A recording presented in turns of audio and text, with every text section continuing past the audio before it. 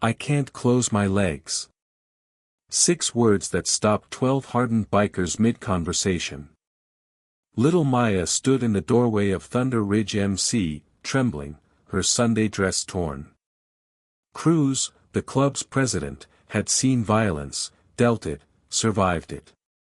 But nothing prepared him for what this child was about to reveal. Her stepfather was the town's beloved deputy sheriff. Her mother refused to believe her. And Maya. She'd walk 2 miles alone to find the scary men everyone warned her about. Because sometimes the monsters wear uniforms and angels wear leather. What these bikers did next would challenge everything Brookstone believed about justice, family, and who the real protectors are. Real quick, drop your location in the comments. Let's see where this story reaches today. Now, back to that Saturday afternoon when Maya walked into Thunder Ridge's garage, Brookstone, Texas. Population 8,400. The kind of town where everybody knows your name, your business, and your grandfather's mistakes. Main Street still has a hardware store that's been run by the same family since 1952. The local diner serves coffee and chipped mugs that have witnessed 40 years of gossip. On Sunday mornings, church bells compete for attention across 4 denominations. It's the kind of place people call home with genuine affection, where folks still leave their doors unlocked and wave at strangers. But like most small towns, Brookstone has secrets. And on this particular Saturday afternoon in August, one of those secrets was about to walk through an open garage door and shatter everything. The Thunder Ridge Motorcycle Club's clubhouse sat on the eastern edge of town just past where the sidewalks give up and the road turns to gravel. It wasn't much to look at. A converted warehouse with rust-stained metal siding and a hand-painted sign that had faded to something between maroon and brown, but it was theirs. Inside that garage, 6 motorcycles in various states of repair sat like sleeping beasts. Chrome catching the afternoon light that poured through the bay doors. The air hung thick with heat and the smell of motor oil mixed with the distant sweetness of cut grass from somewhere down the road. These weren't the motorcycle clubs you see in movies. No matching leather vests with elaborate patches, no criminal empire, no violent initiations. Thunder Ridge was something simpler and maybe more honest. They were mechanics, factory workers, a couple of veterans who'd come home from wars nobody wanted to talk about anymore. They were men who'd been divorced, fired, broken, rebuilt. Men who'd made peace with being outsiders in a town that valued conformity. They worked on their bikes, drank beer that was too warm, and mostly kept to themselves. They weren't angels. They'd never claimed to be. But they weren't devils either, despite what the church ladies whispered over their bridge games. Cruz stood with his back to the open garage door, forearms deep in the engine of a 1987 Harley Sportster that had more problems than solutions. At 48, he carried himself like a man who'd learned when to fight and when to walk away. His Marine Corps tattoo had faded to blue-gray on his left shoulder. His hands bore the scars of 1,000 repairs and a few ill-advised bar fights from his younger days. He'd been president of Thunder Ridge for 11 years, not because he wanted the title, but because someone had to keep this ragtag group from falling apart. The wrench slipped. Cruz cursed quietly, wiped the sweat from his forehead with the back of his wrist, and that's when he noticed her. A small figure in the bright doorway, backlit by the afternoon sun, so she was mostly silhouette. For a moment, he thought maybe his eyes were playing tricks. The heat, the glare, too many hours squinting at engine parts. But then she took a step forward, and the shadow became a child. 6 years old, maybe 7. Dark curly hair pulled back in puffs that had clearly started the day neat but were now coming undone. Coils sticking to her sweaty forehead. She wore a pink dress with small flowers on it. The kind little girls wear to Sunday school, except this one had dirt smudges across the front and a small tear near the hem.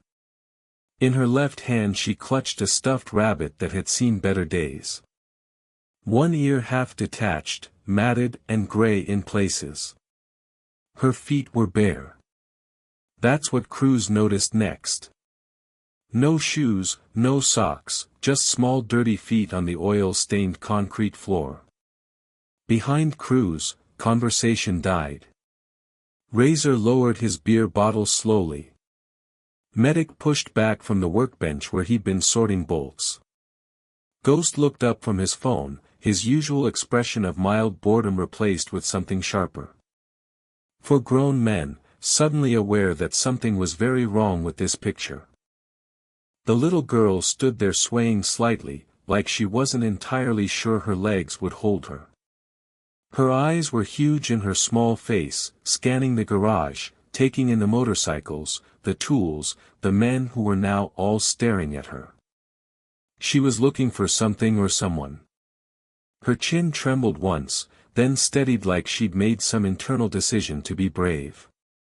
Cruz set down his wrench carefully and wiped his hands on a rag, his mind already racing through possibilities. Lost kid, probably. Hurt, maybe. But there was something else in her eyes that he recognized from his own childhood, from mirrors and foster homes and school counselors' offices. Fear. Not the kind that comes from being lost or scraped knees. The kind that lives deeper in bones and blood. He took one step toward her, then crouched down so he wouldn't tower over her. None of them knew it yet. But this child's next sentence would change everything they thought they knew about their town. "Hey there," Cruz said, his voice rough but gentle. "You okay, little one? If you believe children deserve protection no matter what, stay with this story because what these so-called outlaws did will restore your faith in humanity. The system failed. But these men wouldn't." The little girl's lips moved, but no sound came out at first. She tried again, her voice barely a whisper, so quiet that Cruz had to lean forward to hear her. 3 words that made his blood turn cold. "I can't close my legs." For a moment, the world seemed to stop. The hum of the oscillating fan in the corner, the distant sound of traffic on Highway 62, the birds in the elm tree outside. Everything faded into a terrible, heavy silence. Cruz stayed crouched perfectly still while his mind raced to process what he'd just heard. Behind him, he heard Razor's sharp intake of breath, the creak of Medic's boots as he moved closer. Ghost's phone hitting the workbench with a clatter. Without a word, without any signal passing between them, the 3 men formed a half-circle around the girl, not crowding her, but creating a wall between her and the open garage door. It was instinct, the same instinct that made wolves circle their young, that made soldiers cover their brothers. Protection. Cruz forced his voice to stay calm, steady. "What's your name, sweetheart?" "Maya." She clutched the rabbit tighter. "Maya Anderson." "Maya. That's a real pretty name." "I'm Cruz. Can you tell me what hurts?"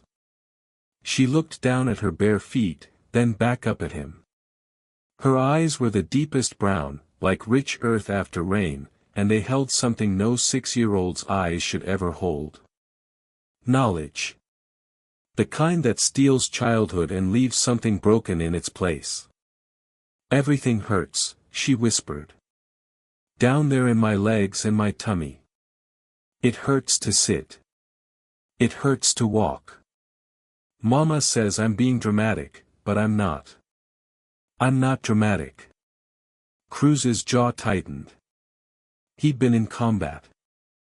He'd seen things that gave him nightmares for years afterward, but nothing had prepared him for the sight of this small child trembling in her torn Sunday dress, trying to explain pain she shouldn't even have words for. "Can I see where it hurts, Maya? Just so I know how to help you." His voice was gentle, but inside rage was building like a storm. She nodded slowly and shifted her weight. That's when Cruz saw what he'd been dreading. Bruises. Dark purple and yellow marks on the inside of her thighs. Fingerprint-shaped, unmistakable. More bruising around her knees, on her upper arms. Defensive wounds, the kind that come from trying to push someone away. Her dress had hidden most of it. But now, in the harsh fluorescent light of the garage, it was impossible to miss. This wasn't a fall from a bike or roughhousing with other kids. This was deliberate. This was systematic. This was evil. Behind him, Razor turned away, his shoulders rigid. Medic's hands had curled into fists. Ghost was already pulling out his phone again, fingers moving with purpose. Cruz swallowed hard. Maya, honey, who did this to you? The little girl's chin trembled again.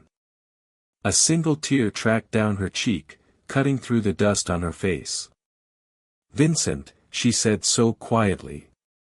He almost didn't hear it. But I can't tell. He said if I tell, he'll hurt Mama. He says nobody believes bad girls. He says, I'm bad because I let him, but I didn't let him. I didn't.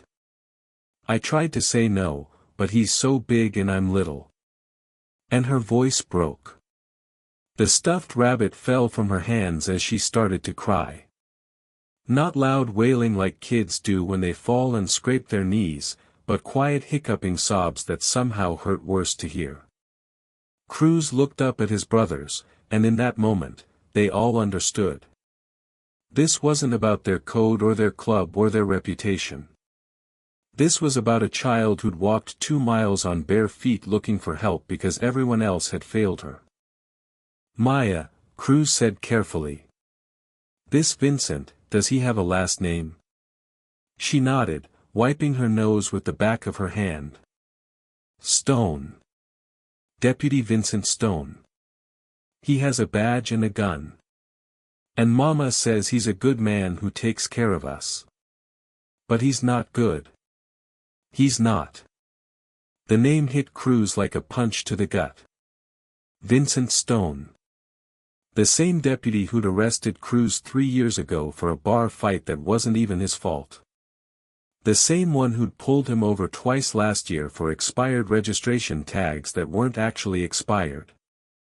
The same man who smiled that too white smile at town council meetings and got his picture in the Brookstone Gazette for coaching Little League. Officer of the Year, 2 years running. And now Cruz understood why Maya had come here to a motorcycle club the town called Trouble.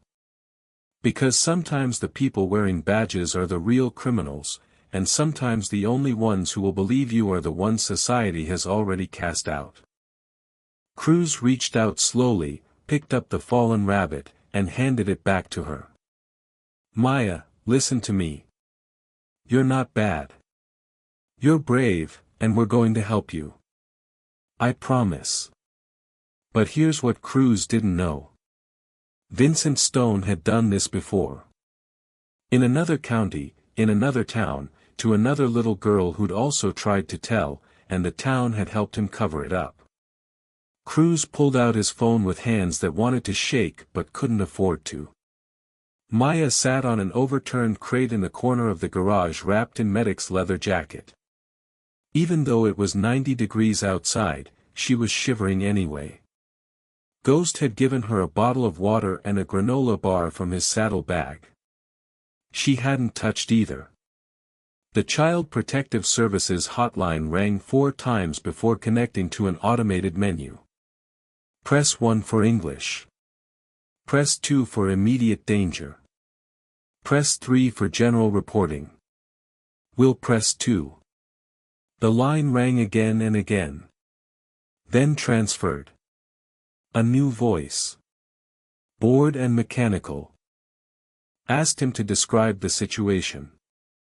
He started to explain child sexual abuse needs help now and got transferred again. Then a 4th time. Each new person asking him to repeat the same information. Each one sounding less concerned than the last. 45 minutes. That's how long Cruz sat on hold, listening to tinny music interrupted every 30 seconds by a recorded voice assuring him his call was important. 45 minutes while Maya sat there small and broken, clutching that rabbit. By the time a caseworker finally picked up, Cruz's patience had worn through. He gave them the address, the details, everything. The caseworker said someone would come out within 72 hours to conduct an initial assessment. 72 hours. 3 days. Cruz looked at Maya's bruises and knew she didn't have 3 days. He made a decision. Razor, get the truck. We're taking her to the hospital. Brookstone General Hospital's emergency room smelled like antiseptic and bad coffee. The fluorescent lights hummed overhead, casting everything in harsh white light. A TV in the corner played the news with no sound. Cruz carried Maya in his arms because she said walking hurt too much. The receptionist looked up, saw a man covered in tattoos and motor oil holding a crying child, and her expression went through a rapid calculation. But something in Cruz's face must have convinced her this wasn't what it looked like because she picked up her phone immediately. Dr. Rita Sanchez appeared within minutes. She was maybe 50, gray hair pulled back in a no-nonsense bun, eyes that had seen too much to be shocked by anything anymore. She took one look at Maya and her whole demeanor shifted into something fierce and protective. Exam room 3 now. Cruz started to follow, but Dr. Sanchez shook her head. You did the right thing bringing her in, but I need to do this examination without you in the room. Hospital policy, and it's better for evidence collection. She glanced at Maya, then back to Cruz. I'll take care of her. I promise. Cruz nodded and stepped back, even though every instinct told him to stay.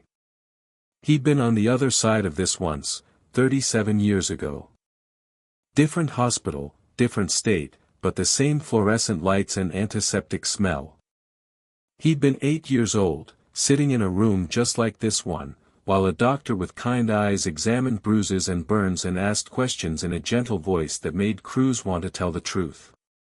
Even though his stepfather had promised to kill him if he did, he remembered the fear, the shame. Even though the shame wasn't his to carry, the desperate hope that someone, anyone, would believe him and make it stop. Most of all, he remembered the doctor finishing the exam, writing notes in a file, and then watching through the window as that same doctor talked to his stepfather, watched as they shook hands, watched as his stepfather's face shifted from worry to relief to something darker. And Cruz had known, even at 8 years old, that nothing was going to change. That was the day Cruz learned that sometimes the system doesn't save you. Sometimes it sends you right back to hell with a smile and a handshake. 40 minutes later, Dr. Sanchez emerged from the exam room. Her face was carefully neutral, professional, but Cruz saw the tightness around her eyes. She gestured for him to follow her to a quiet corner of the hallway. Sexual abuse, she said quietly. Chronic, ongoing, probably for months, maybe longer. I've collected evidence, documented everything. I'm filing a mandatory report. She paused, glanced back towards the exam room, then leaned closer. This is the 3rd child this year with injuries like this. Similar pattern, similar age. All 3 cases were closed as unsubstantiated. Cruz felt ice spread through his chest. What do you mean unsubstantiated? I mean investigated and dismissed. Insufficient evidence, they said. Parents deemed credible. Children deemed unreliable witnesses. The cases never went anywhere. Dr. Sanchez, jaw tightened. I documented everything in those cases, too. Good documentation, clear evidence. Didn't matter. Before Cruz could respond, the emergency room door swung open. Police Chief Raymond Foster walked in, uniform crisp, despite the heat, expression already settling into something between concern and irritation. He spotted Cruz immediately and his eyes narrowed. Cruz knew Raymond Foster. Everyone in Brookstone knew the chief. More importantly, everyone knew that Raymond and Deputy Vincent Stone were best friends. They went fishing together every Sunday after church. Their wives played bunco together on Thursday nights. Their kids had been in the same graduating class. Chief Foster approached with the kind of swagger that comes from 25 years of unchallenged authority in a small town. Cruz heard you brought in a child with some concerns. Mind telling me what this is about? Cruz straightened, met his eyes. Maya Anderson, 6 years old. Sexual abuse. It's not a concern, Chief. It's a fact. Foster's expression didn't change, but something flickered behind his eyes. That's a serious accusation. Who's she saying did this? Vincent Stone. The silence that followed was heavier than concrete. Dr. Sanchez shifted her weight, suddenly very interested in her clipboard. A nurse walking past slowed down, then sped up again. Chief Foster's face rearranged itself into something almost sympathetic. Look, Cruz, I know you mean well, but Vincent Stone is a decorated officer. 6 years on the force, not a single complaint. Officer of the Year. The girl's probably confused. Kids say things.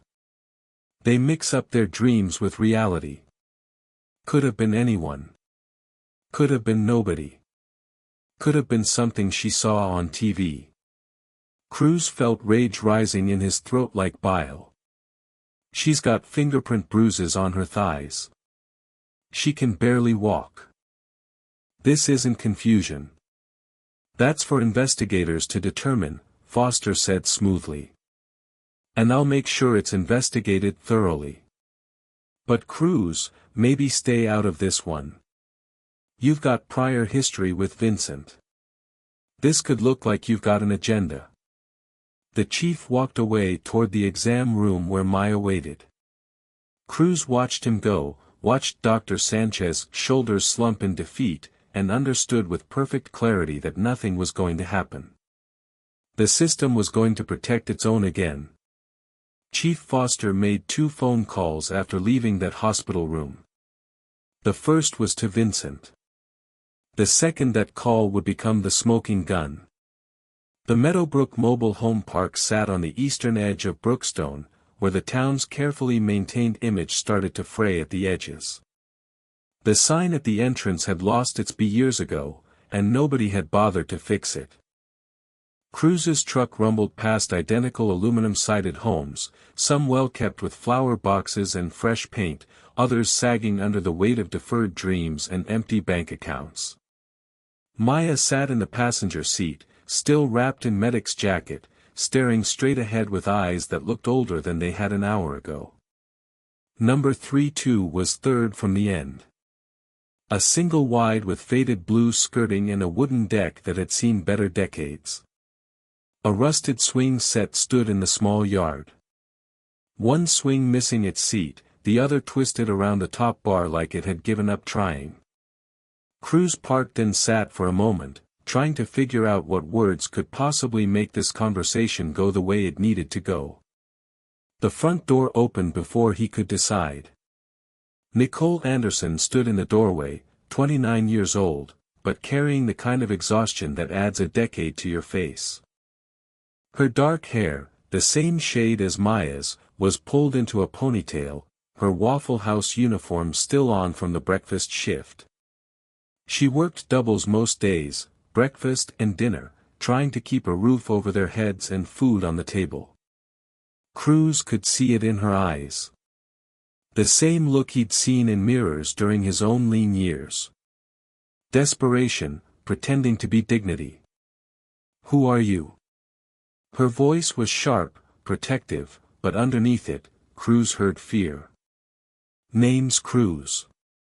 I've got your daughter. She came to my garage this afternoon. She's hurt. Ma'am, hurt bad. I took her to the hospital. And you took my daughter where? Nicole was down the steps now, moving fast. You had no right. No right at all. Maya, get out of that truck right now. Maya didn't move. She pressed herself against the passenger door like she was trying to disappear into the upholstery. Cruz kept his voice level. Mrs. Anderson, your daughter has been sexually abused. The doctor confirmed it. She told me it was Vincent Stone. She needs protection. She needs stop. Nicole's hand came up like she could physically block his words. Just stop. I don't know what kind of game you're playing, but Vincent has been good to us. Better than good. Nobody else wanted a single mom with baggage. Nobody else looked twice at me after Daniel died, but Vincent did. He stepped up. He takes care of us. Ma'am, please listen. No, you listen. Nicole's voice cracked. Daniel put a gun in his mouth 2 years ago. Left us with nothing but debt and questions. I was working 3 jobs about to lose this place. Couldn't afford daycare. Vincent helped. He paid off our bills. He watches Maya when I'm working. He's been a father to her when her real father chose a bottle and a bullet over his own family. Cruz could see it now. The architecture of denial that Nicole had built brick by brick. She couldn't afford to believe him. Believing him meant her judgment had failed. Meant she'd chosen wrong. Meant she'd let a monster into her home and called him savior. Some truths cost too much to accept. Mrs. Anderson, I understand this is hard, but your daughter, my daughter has an imagination. She watches too much TV. She gets confused. Nicole was crying now, but her voice stayed hard. You people are just trying to cause trouble. Vincent warned me this might happen. He said Thunder Ridge has been harassing him for years. Said you tried to turn people against him because he arrested some of you. This is revenge, isn't it? Cruz felt something inside him break. Not anger anymore. Something worse. Futility. Look at her bruises. Look at her. She can barely walk. She fell off her bike last week. Kids fall.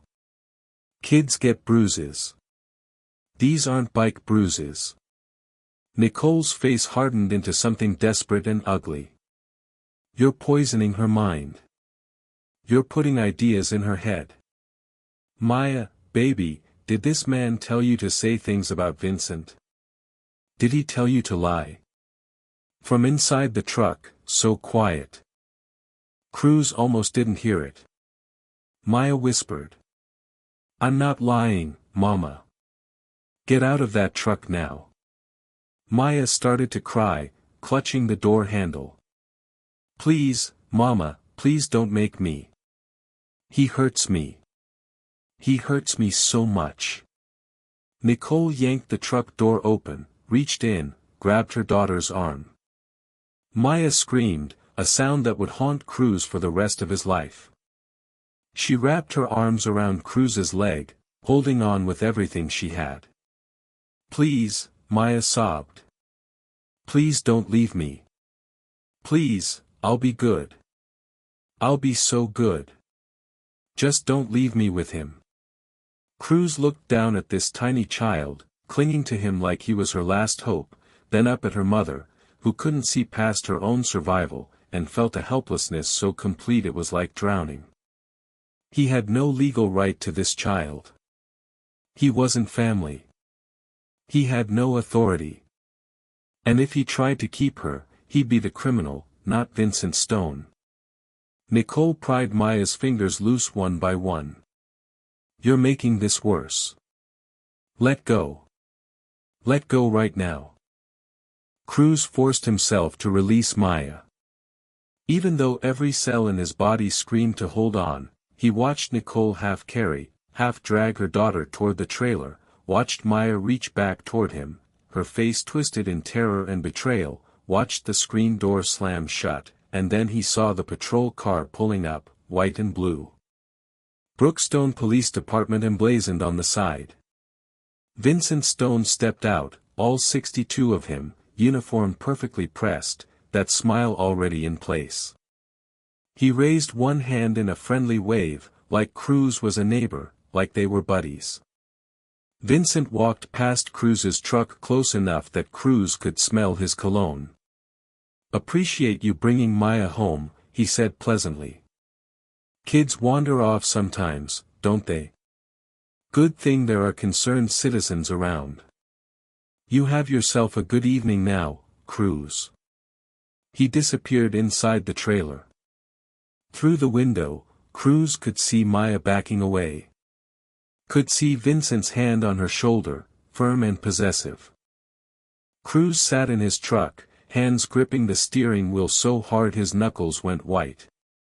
His whole body shook with rage and helplessness and something darker. He'd failed. The system had failed.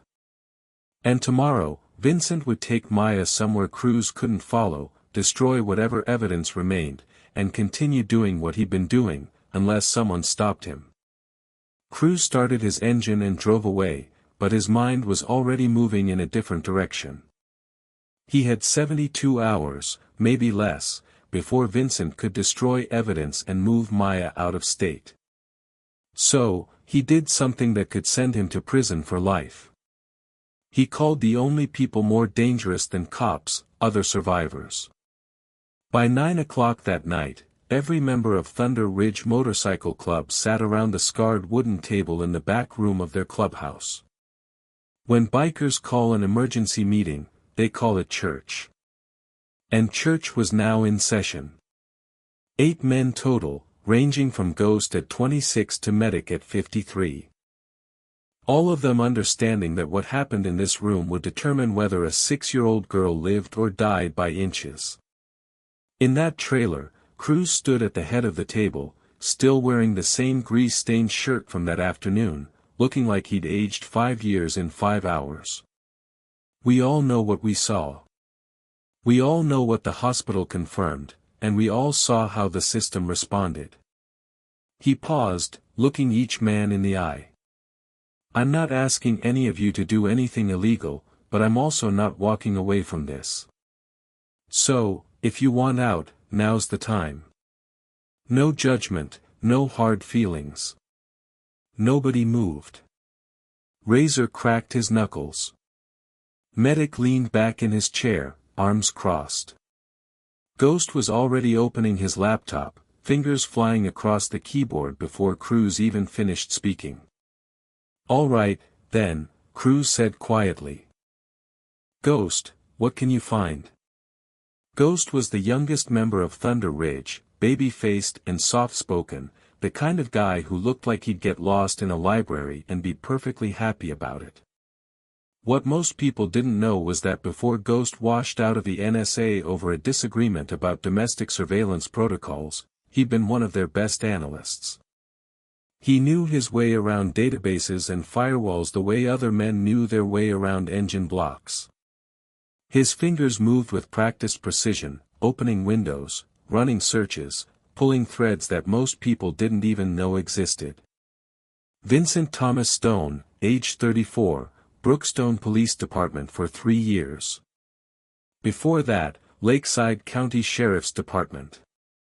Ghost paused, squinting at his screen. That's interesting. What's interesting? Cruz leaned forward. His employment records in Lakeside County end abruptly. No explanation, just transferred to Brookstone 3 months later. Ghost opened another window. Let me check their incident reports. See if there's anything tied to his name. The room fell silent except for the clicking of keys and the low hum of the laptop's fan. Minutes passed. Ghost's expression shifted from concentration to something darker. Found it. Sealed file, but not sealed well enough. 3 years ago, complaint filed against Deputy Vincent Stone by a woman named Amanda Morris. Allegation of sexual abuse of her 12-year-old daughter, Emma. Investigation opened by Internal Affairs. Ghost scrolled down, his jaw tightening. Investigation closed 2 weeks later.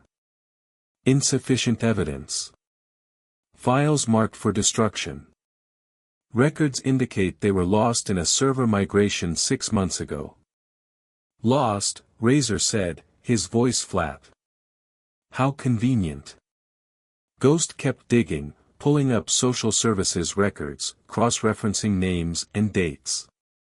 A pattern began to emerge, clear as fingerprints on glass. Vincent Stone targeted single mothers, women who were vulnerable, isolated, desperate, women who needed help so badly they'd overlook warning signs.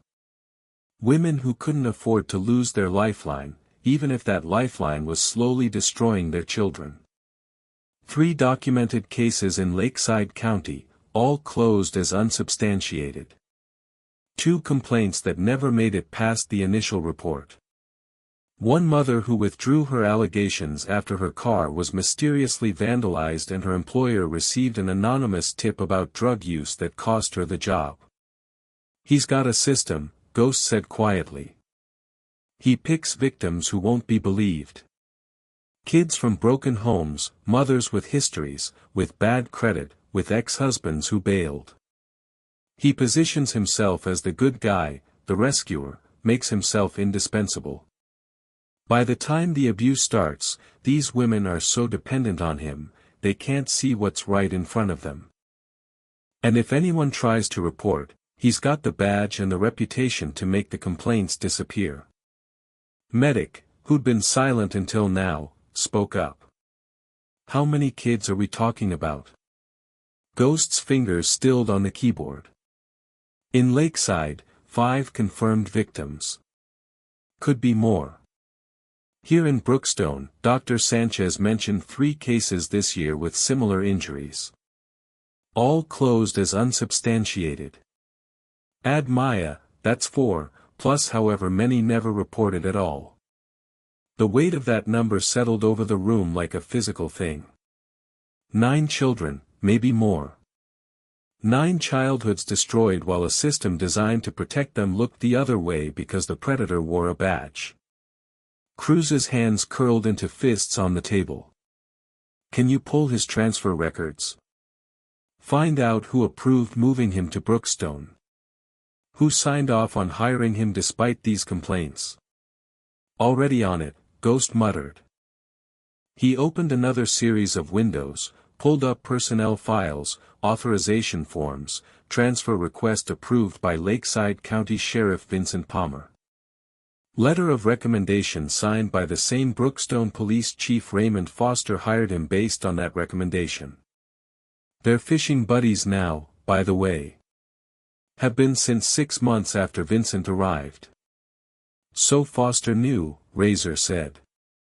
Had to know. Maybe, maybe not. But he definitely knows now, and he's choosing to protect Vincent. Anyway, Ghost leaned back, rubbing his eyes. I can get you evidence. I can document the pattern. But here's the problem. Everything I just found, I found by going places I'm not supposed to go. None of this would be admissible in court. We use it, and Vincent walks while I go to prison for hacking government systems. The room went quiet again. They all understood the impossible math. They had proof, but proof they couldn't use. They had truth, but truth the system wouldn't accept. Cruz looked around the table at these men, his brothers. Every one of them carrying their own scars from their own wars. So, we find evidence they can't ignore. Evidence so clean, so undeniable that even a corrupt system can't bury it. He paused. I need a vote. This goes wrong, we all go down. It goes right, we might save that little girl and God knows how many others. But either way, there's no going back after this. One by one, hands went up. All 8. Unanimous. Then we finish this, Cruz said. Legal or not? Ghost kept typing, his face illuminated by the pale glow of his screen. He'd found something else in those sealed files buried deeper than the rest. A name that would make this case explode beyond Brookstone. That would reveal connections reaching higher than any of them imagined. But first, they needed evidence the system couldn't ignore. Evidence that would force even the most corrupt officials to act. And Cruz had an idea of how to get it. For 72 hours, someone from Thunder Ridge watched the Anderson trailer. They worked in shifts, 2 men at a time, parked in different locations to avoid suspicion. Ghost sat in a pickup truck 3 lots down, laptop balanced on his knees, monitoring traffic patterns and police scanners. Razor took position in an abandoned trailer across the street, the one with the foreclosure notice yellowing in the window. Cruz and Medic rotated through, sleeping in 2-hour bursts, living on gas station coffee and cold sandwiches. They watched Nicole leave for her shifts at the Waffle House, watched neighbors come and go, watched Vincent's patrol car pull up twice on official visits, staying for 15, 20 minutes at a time. They documented everything. Times, dates, vehicle descriptions, who came, who left, how long they stayed, building a timeline that might mean nothing in court, but meant everything to them. Day 3, Tuesday afternoon, Vincent arrived in his personal vehicle. No uniform this time, just jeans and a polo shirt, looking like any other boyfriend stopping by. Nicole's car was in the driveway. Through binoculars, Cruz watched Vincent on the front porch talking to Nicole. Watched her nod, grab her purse, head to her car. She pulled out and drove toward town. Probably sent on some errand, some convenient excuse to get her out of the house. Vincent went inside. The door closed. Through the window, Cruz could see Maya sitting on the couch, still in her pajamas, even though it was past 3. He saw Vincent's shadow move across the living room, saw him stop in front of Maya, saw the shadow lean down. Cruz's hand was on the door handle before he even realized he'd moved. Every muscle in his body screamed to cross that street, kick down that door, and pull Vincent Stone apart piece by piece. His vision narrowed to a tunnel. His breath came fast and shallow. Medic's hand clamped down on his shoulder. Not yet. We lose our heads. We lose everything. He's in there with her right now. I know, but if we go in there, we've got nothing that holds up. We're just bikers breaking into someone's home. Vincent spins it as harassment, as stalking. Maya gets sent back to him anyway, and we're in jail where we can't help her at all. Cruz knew Medic was right. Hated that he was right. But knowing and accepting were 2 different things. He watched Vincent's shadow move toward the back of the trailer, toward where the bedrooms would be. Watched Maya's small silhouette follow. Slow, reluctant. We need better eyes, Medic said quietly. He reached into his bag and pulled out equipment that looked military-grade because it was telephoto lens camera, the kind Army Rangers used for reconnaissance missions in places the government pretended they'd never been. Medic had been in those places. He'd seen things and done things that woke him up at 3 o'clock in the morning, sweating and reaching for weapons that weren't there anymore. He set up the camera in the window of the abandoned trailer, adjusting the angle until he had a clear line of sight into Maya's bedroom window. The blinds were open. Vincent probably didn't think anyone was watching. Why would he? He'd gotten away with this for years. Through the telephoto lens, everything became crystal clear. Vincent entering Maya's room, the bedroom door closing behind him. 18 minutes. Cruz counted every single second of those 18 minutes. His jaw clenched so tight his teeth ached. 18 minutes that felt like 18 hours. When Vincent emerged, he was adjusting his belt. He walked back through the living room, paused at the refrigerator, grabbed a beer like he lived there, like he had every right. He sat on the couch, turned on the television, completely relaxed. Medic kept the camera rolling. Through Maya's window, they could see her on her bed. She'd curled into a ball, arms wrapped around that stuffed rabbit, rocking slightly. The kind of rocking that happens when your body is trying to self-soothe but nothing helps. When you're 6 years old and the person who's supposed to protect you sent your protector away and the monster came back. Cruz turned away from the window, pressed his forehead against the wall, tried to breathe through the rage. Behind him, he heard the steady click of Medic's camera capturing frame after frame after frame. 20 minutes later, Nicole's car pulled back into the driveway. She went inside carrying grocery bags. Through the binoculars, Cruz watched her smile at Vincent. Watched Vincent stand and kiss her cheek. The picture of domestic normalcy. Watched Nicole call towards the bedrooms, probably telling Maya dinner would be ready soon. Watched Maya emerge face blank and sit at the table like nothing had happened because this was her normal now. This was just Tuesday. Razor sat in the corner of the abandoned trailer, silent, his face carved from stone. He was remembering his own daughter at 14, the way she'd gotten quiet and withdrawn after his ex-wife's boyfriend moved in. Remembering the bruises she'd explained away, remembering the night she'd finally told him, and he'd beaten that boyfriend within an inch of his life and ended up in county jail for aggravated assault. By the time he got out, his daughter wouldn't speak to him. His ex-wife had a restraining order, and the boyfriend had moved 2 states away. His daughter was 24 now, living in Seattle, doing well. They talked once a month, maybe. Their relationship had never fully recovered from that time when he tried to protect her and ended up making everything worse.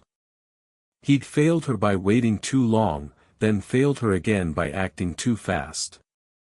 There was no right way to do this. There was only the way that maybe possibly kept the victim safe and got the monster off the streets. This time had to be different. This time they had to be smarter. Cruz watched Vincent leave an hour later. Watched him wave to Nicole from his truck like they were some kind of happy family.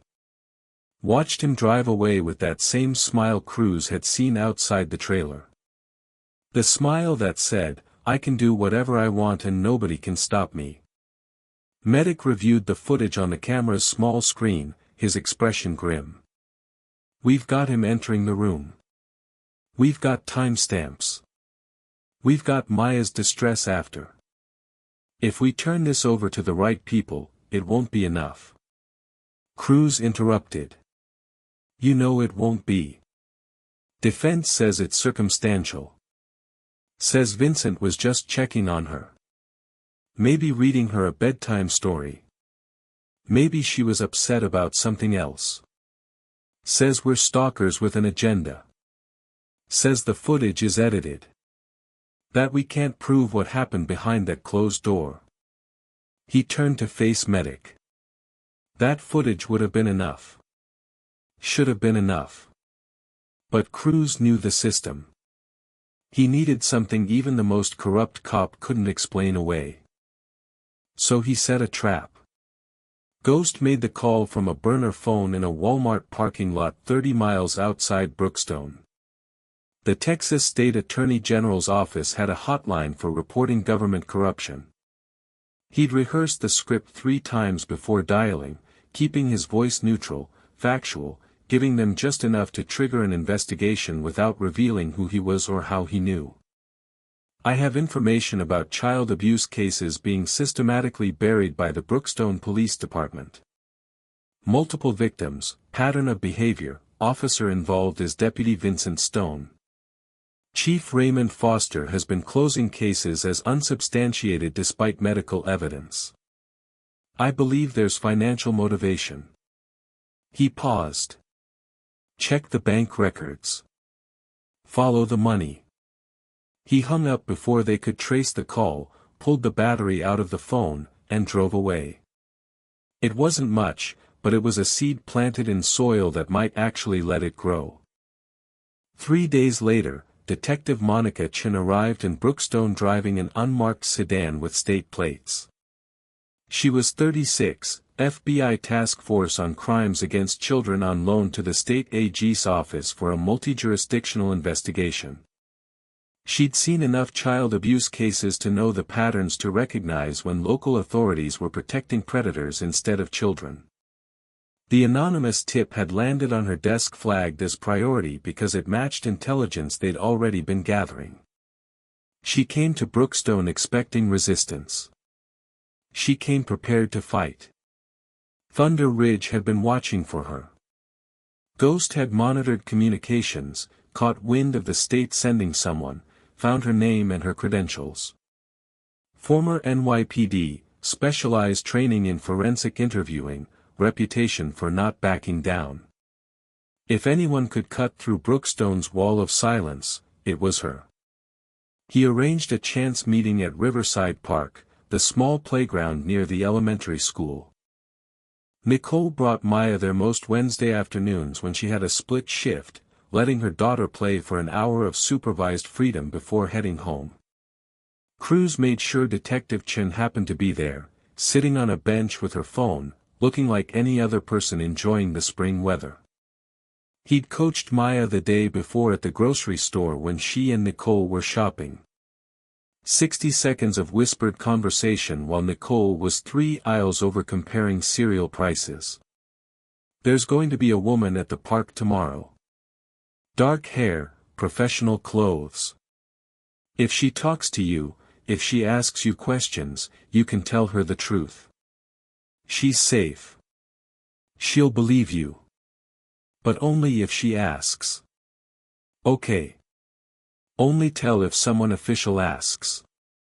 Maya had nodded, eyes wide and frightened and desperately hopeful. Now Cruz sat in his truck 2 blocks away, monitoring through binoculars. He watched Detective Chin approach the playground, watched her smile at Maya, ask casual questions. What's your name? Do you come here often? That's a pretty dress. Simple, non-threatening, building rapport the way trained investigators do. Watched Nicole glance up from her phone, assess the situation, decide it was harmless. What Nicole didn't see was the small audio recorder in Detective Chen's jacket pocket, the kind that would hold up in court because it was legal in Texas to record conversations in public spaces. What she didn't see was Cruz's hand on his own recording device, backing up every word in case something went wrong. Detective Chen asked the right questions, gentle, open-ended, giving Maya space to tell her story in her own words. And Maya, probably sensing this was her last chance, told her everything. Cruz couldn't hear the words from 2 blocks away, but he could see Detective Chen's body language change. Could see her posture straighten, her expression shift from friendly interest to focused intensity, could see the moment she understood exactly what she was dealing with. The conversation lasted 7 minutes. When it ended, Detective Chin gave Maya her card, told her she was brave, told her she'd be in touch. She walked back to her car with the kind of controlled urgency that comes from years of dealing with emergencies without panicking. Cruz started his engine, planning to follow at a distance, but before he could pull out, he saw Vincent's truck coming from the opposite direction. Vincent had been driving past the park patrol route, or just checking up. Cruz couldn't be sure, and he'd spotted the state plates on Detective Chen's sedan. Spotted her talking to Nicole, who was now animated, probably mentioning the nice woman who'd chatted with Maya. Cruz watched Vincent's expression change. Watched recognition and calculation cross his face. He knew what state investigators looked like. He knew why they came to small towns. Traffic lights seemed designed to torment Cruz that day. He pulled up behind Vincent's truck at the intersection of Main and 8th, close enough to see the back of Vincent's head to see him glance in his rearview mirror and recognize Cruz's truck. Vincent pulled into the turning lane. Cruz had no choice but to follow his route. They ended up side by side at the red light. Vincent rolled down his window.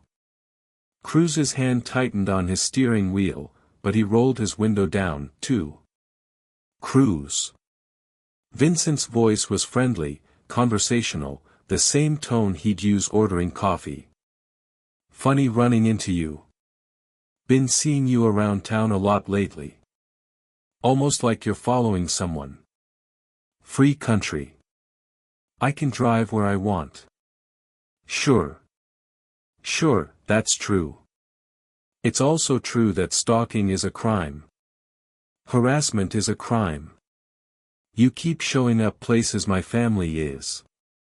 People might start to wonder about your intentions. Vincent's smile never wavered. Nicole mentioned some state investigator was talking to Maya at the park. Weird coincidence, right? State shows up just after you start sticking your nose where it doesn't belong. Cruz met his eyes in the mirror. Maybe they showed up because they heard about a deputy who likes little girls. The smile finally dropped. Vincent's face went cold and hard. You're messing with the wrong family, Cruz. You think you know something, but you don't know anything. You think anyone's going to believe a bunch of criminals over a decorated police officer? You think that state investigator is going to find anything? Because I promise you she won't. And you, Vincent, leaned closer to his window. Accidents happen to bikers all the time. Motorcycle crashes, equipment failures. Would be a shame if your brakes went out on Highway 62. All those curves, no guardrails. The light turned green. Vincent drove away, taking his time. Not a care in the world. Cruz's hands were shaking on the steering wheel, not from fear, but from the effort of not turning around and following Vincent, not finishing this the way his rage wanted him to finish it. He pulled into a parking lot, sat there trying to breathe, and that's when Detective Chen's car pulled up beside him. She got out, walked to his window. Her expression was all business. You're Cruz, the one who brought Maya Anderson to the hospital. I've read the reports, including the one that got buried.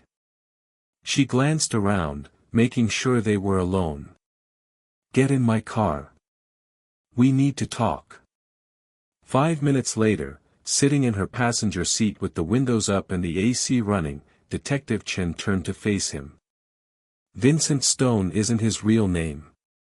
He's Vincent Anthony Garrett, dishonorably discharged Marine. Changed his name legally 7 years ago. He's been flagged by the FBI for 15 months. We've been trying to build a federal case. Interstate trafficking, pattern of abuse across state lines, potential connections to other offenders. But every time we got close, local police obstructed, reports disappeared, witnesses recanted, evidence went missing. She paused, studying Cruz's face. You just gave us our way in.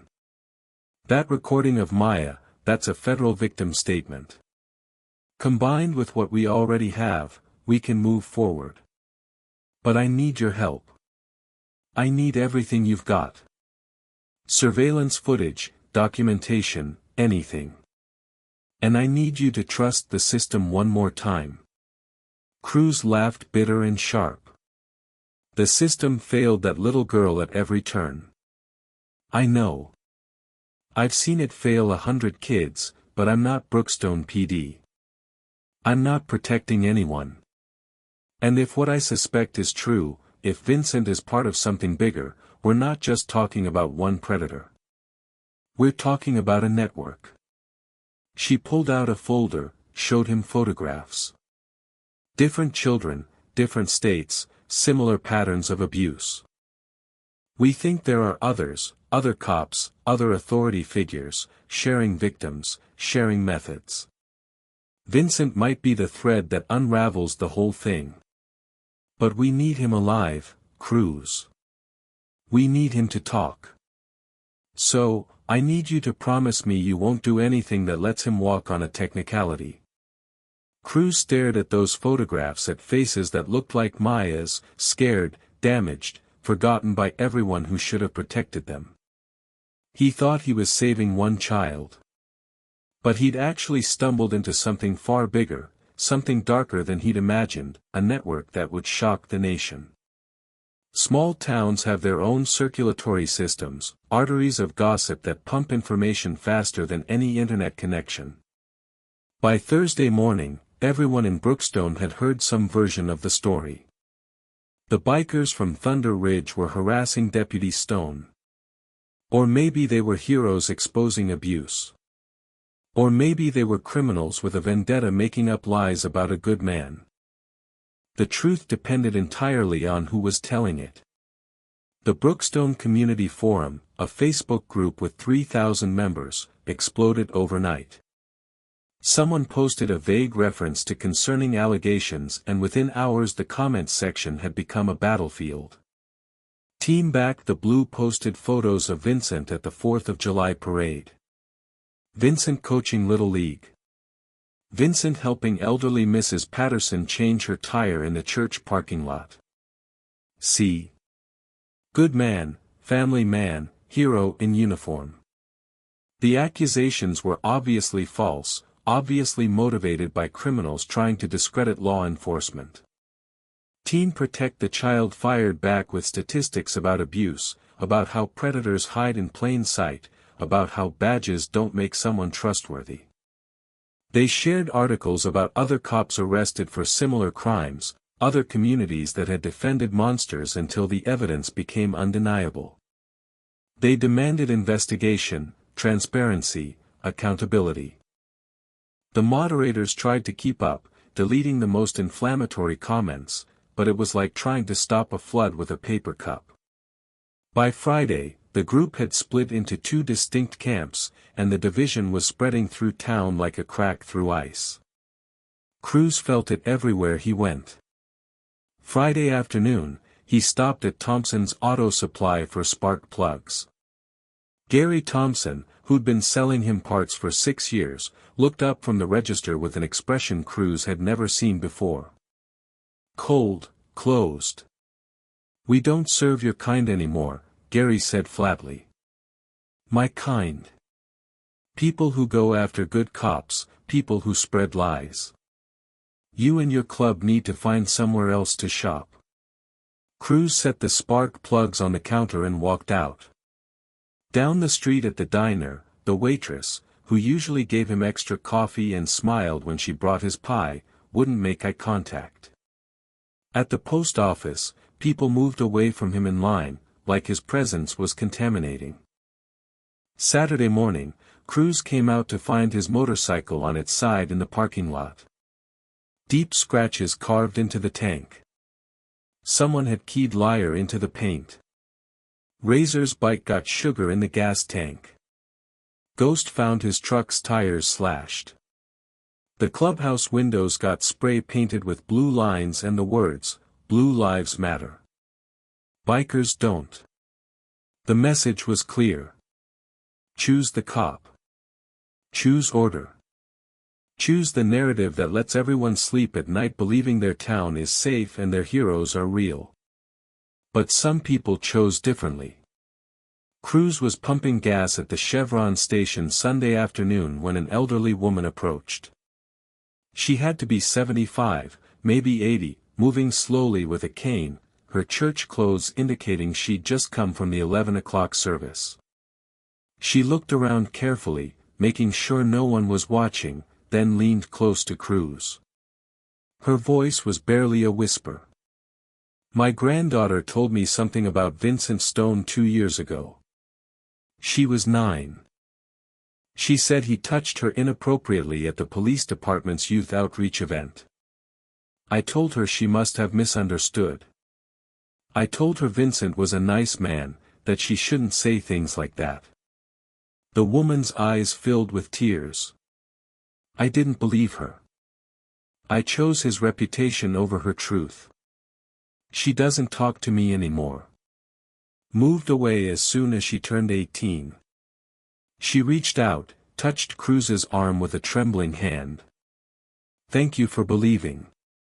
Thank you for not looking away. She walked back to her car before Cruz could respond. Before he could tell her that her granddaughter's courage might be what finally brings Vincent down, that it's never too late to believe someone who needs you to believe them. That same afternoon at Brookstone Community Church, Pastor Michael Harrison delivered a sermon that would be quoted in local papers for weeks. His voice rang through the sanctuary, righteous and certain. We live in troubling times, brothers and sisters. Times when lawlessness is celebrated, times when good men who dedicate their lives to protecting us are torn down by rumors and lies. I'm talking about the scourge of vigilante motorcycle gangs spreading poison through our community, targeting one of our finest citizens because he had the courage to arrest them for their crimes. The congregation murmured agreement. Deputy Vincent Stone is a godly man, a man who serves, a man who gives his time and resources to help the vulnerable. And what does he get in return? Persecution, false witness, character assassination by criminals who know they can manipulate the naive and the gullible. In the third row, 3 families who'd known Vincent for years nodded along. In the back row, a young mother held her daughter close and wondered if she should have listened when her child said Vincent made her uncomfortable at Vacation Bible School last summer. The town was tearing itself apart. Everyone so busy defending their version of truth that nobody noticed the actual truth slipping away. Nobody noticed that Vincent Stone had stopped showing up for his shifts, that his house lights stayed off after dark, that his truck was parked at odd hours in places it shouldn't be. But while Brookstone argued about reputation and loyalty and who to believe, Vincent was planning his escape. He'd done this before, 3 years ago in Lakeside County, when the allegations got too close. When investigators started asking questions he couldn't answer, he disappeared for 6 weeks. Changed his name, changed his story, found a new town that needed a hero. He knew exactly how to vanish, how to erase digital trails, how to create new identities. And this time, he wouldn't leave empty-handed. This time he'd take Maya with him. He'd been grooming Nicole for this possibility since day one, positioning himself as the only stable thing in her chaotic life, making her dependent, making her complicit. When he told her they needed to leave town for a while, that the bikers were dangerous, that Maya would be safer somewhere else, Nicole would agree. She always agreed. And by the time anyone realized what had happened, they'd be gone. If you believe truth matters more than reputation, hit that subscribe button because this story proves that sometimes the bravest thing you can do is stand alone. Don't let this message get buried. Monday morning, day 8, Nicole Anderson walked into the Brookstone County Courthouse with Vincent Stone at her side. She filed for an emergency restraining order against every member of Thunder Ridge Motorcycle Club, citing harassment, stalking, and threats to her family's safety. The petition claimed the bikers had been following her, intimidating her daughter, and spreading malicious lies designed to destroy her relationship and her peace of mind. Judge Douglas Mitchell, who'd known Vincent Stone for 5 years and played golf with Chief Foster every other Saturday, granted the order immediately. No hearing required. Emergency circumstances. Thunder Ridge MC members were prohibited from coming within 500 feet of the Anderson residence, Nicole's workplace, or Maya's school. Violation would result in immediate arrest and jail time pending trial. Cruz got the notification at 2:30 that afternoon, delivered by a deputy who wasn't Vincent, a young kid who looked uncomfortable with the whole situation. 500 feet. The distance of less than 2 football fields. The distance that meant they couldn't watch, couldn't document, couldn't protect. Ghost pulled up a map, measured the radius. Their surveillance positions were all inside the restricted zone, the abandoned trailer, the parking spots they'd been using. Even driving past on the main road would technically be a violation if they could prove intent. "We're done," Razor said, staring at the paperwork. "He won. He maneuvered us right off the board." Cruz didn't answer. He was thinking about Maya, about what would happen now that the only people watching were gone, about how predators operate when they think no one's looking. That night, the temperature dropped and storm clouds rolled in from the west. Cruz sat in the clubhouse at 11:15, monitoring the police scanner like he'd been doing every night since this started. The scanner crackled with routine traffic. Domestic disturbance on Elm Street. Possible DUI on Highway 62. Nothing from the Anderson address. Then at 11:47, a call came through. Not on the scanner. Those were the official dispatches. This came through Ghost's equipment, the system he'd quietly hacked into that let them monitor the raw 911 calls before they were filtered and assigned. A small voice, terrified and desperate. "Please help me. He's hurting me again. It hurts so bad. Please." The biker said to call this number if I needed help. "Please send someone." Maya's voice, 6 years old and calling 911, while Vincent Stone did unspeakable things in the next room. The dispatcher's voice came through, calm and professional. "Okay, sweetheart, what's your address?" Maya gave it, her words interrupted by crying, by sharp intakes of breath that sounded like pain. "And what's the emergency?" "Vincent, he's hurting me. He won't stop. Please make him stop." There was a pause, then the dispatcher's voice again. Different now. Less professional, more familiar. "Is this Maya Anderson?" "Honey, it's Miss Karen. You know me. Are you having bad dreams again?" "No, I'm not dreaming. He's really hurting me. Please, where's your mama?" "At work. She's always at work when he comes over. Please send someone." Another pause. Cruz could hear typing in the background, then. "Okay, honey. I'm going to send someone to check on you, but I need you to calm down. Okay, you're going to be fine. Vincent is a police officer. He helps people. He wouldn't hurt you. You're probably just confused. Why don't you go back to bed? Please don't tell him I called. He said he'd hurt Mama if I told. Nobody's going to hurt anyone, sweetie. You just had a nightmare. Try to get some sleep." The call ended. Cruz stared at the equipment, waiting for the dispatch to go out, waiting for units to be sent to the Anderson residence for a welfare check. He waited 5 minutes, 10, 15. Nothing. Ghost pulled up the dispatch logs. The call had been marked as non-emergency, possible prank, no action required. The dispatcher's name was listed. Karen Wright. Ghost ran a quick search. Karen Wright, age 41, 911 dispatcher for 6 years. Facebook friends with Vincent Stone.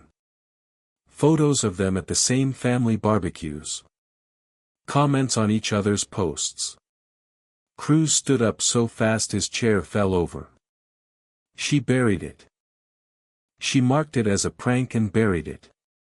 "We can't go there," Medic said, but his voice lacked conviction. The restraining order. We go there, we're done. We lose everything. She called for help and nobody's coming. Cruz was already grabbing his jacket. That little girl is alone in that house with that monster right now and nobody's coming. Razor stood. Ghost closed his laptop. Medic picked up his keys. They all knew what this meant. They all knew they were crossing a line they couldn't uncross.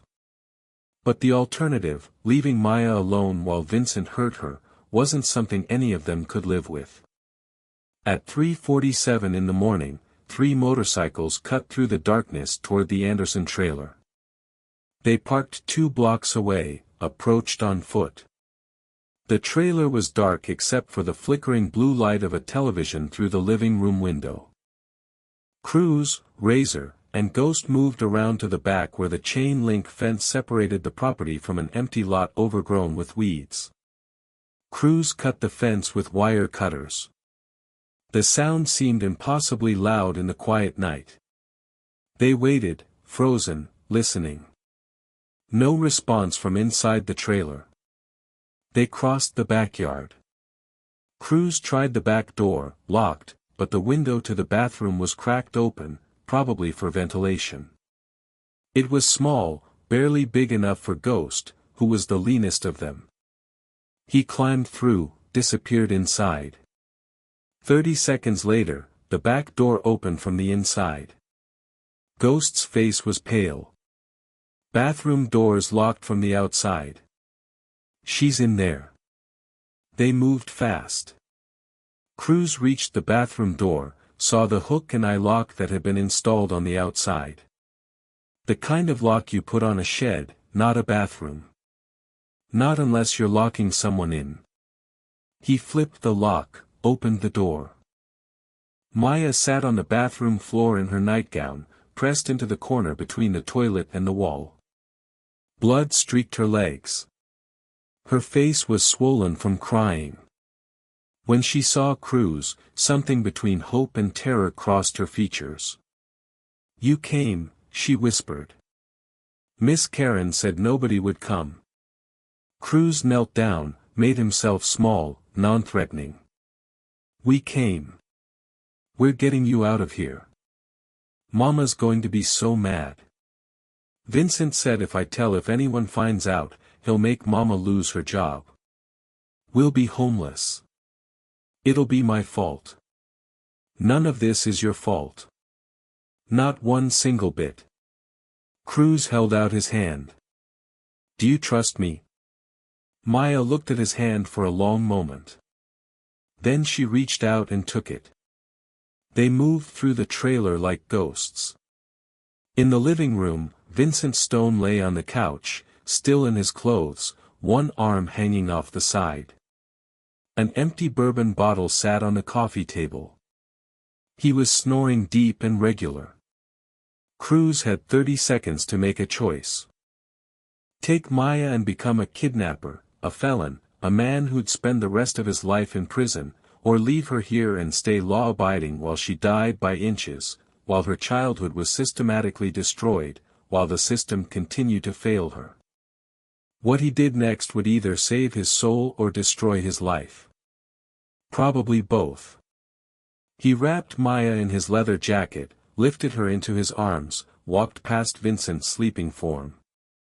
The floor creaked under his weight. Vincent stirred, mumbled something incoherent.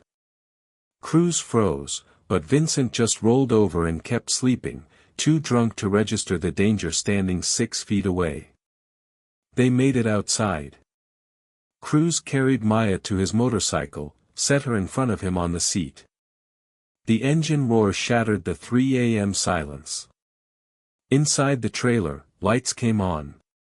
The front door burst open. Vincent Stone stood in the doorway, no longer drunk, no longer sleeping. His face was a mask of rage and something else. Fear. The fear of a predator who realizes his prey is escaping. Cruz met his eyes across the distance. "Come after us, I dare you." He gunned the engine and rode toward the state line with Maya pressed against his chest, her small arms wrapped around his waist. While behind them, Vincent Stone reached for his phone to call in every cop in 3 counties. Cruz knew what came next. Manhunt, arrest, federal charges. But for the first time in 8 days, Maya was out of that trailer. And whatever happened next, that was worth it. The manhunt lasted 11 hours. But what investigators found while searching for Cruz would blow the case wide open and reveal Vincent's darkest secret. Cruz had made the call from a rest stop 15 miles outside Brookstone while Maya slept against his chest. Exhausted from fear and pain and the adrenaline crash that follows survival. Detective Monica Chin answered on the second ring. He told her everything in 2 minutes flat. The 911 call, the dispatcher burying it, finding Maya locked in the bathroom. Vincent passed out drunk. He told her he was bringing Maya in, that he knew what it meant, that he didn't care. "Meet me at the Texas City field office," Detective Chin said. "Don't stop anywhere else. Don't talk to anyone else. And Cruz, you did the right thing." The FBI field office sat downtown, a gray concrete building that looked like every other federal building in America, designed to project authority without personality. Cruz pulled into the parking garage at 6:43 in the morning. Maya still wrapped in his jacket, her head resting against his shoulder. Detective Chen was waiting with 2 other agents and a woman in civilian clothes who introduced herself as a forensic interviewer specialized in child trauma. They took Maya gently, speaking in soft voices, promising her she was safe now. She looked back at Cruz as they led her inside, her eyes asking the question she was too scared to voice. "Are you leaving me, too?" "I'll be right here," Cruz told her. "I promise." 2 agents stepped forward then, and Cruz knew what came next. He put his hands behind his back without being asked. The handcuffs clicked into place, cold metal against his wrists. He was read his rights. Kidnapping, custodial interference, violation of a restraining order, possible additional charges pending investigation. Each word was technically accurate. Each word meant years in federal prison. But Maya was safe, and that was the only math that mattered.